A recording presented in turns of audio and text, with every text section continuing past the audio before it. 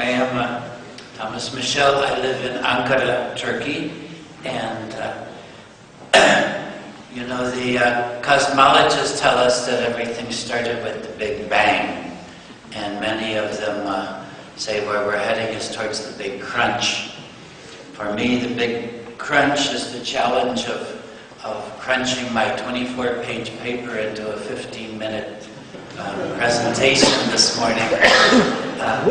What I want to concentrate on is the theological dimension of Fethullah Gulen's thought that underlies his role as a spiritual director and teacher of internalized Islamic virtue.